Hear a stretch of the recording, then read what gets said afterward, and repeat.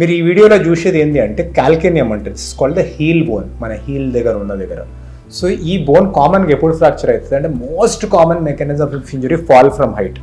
మనం చాలా first floor నుంచి పడ్డారు అట్లాంటివి అయినాయి అంటే పడి చిట్లే ఛాన్స్ చాలా ఉంటుంది.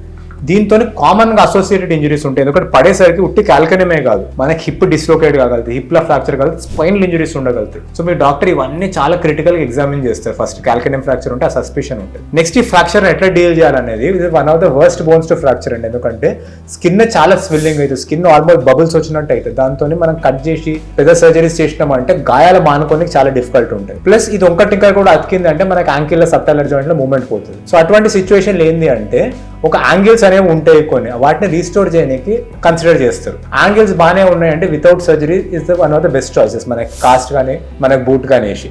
కానీ యాంగిల్స్ డిస్టర్బ్ అయినాయి, జాయింట్ లోపలికి ఇరిగింది అంటే మనకు open reduction and internal fixation చేయాలంటే దాన్ని జాయింట్ మనకి బోన్ ఓపెన్ చేసి పీస్ అండ్ ప్లేస్ లో పెట్టి ప్లేట్ అండ్ స్క్రూస్ తో పట్టుకోవాలి. ఇందాక మీరు చూసే వీడియోలో ORIFA చూపించారు.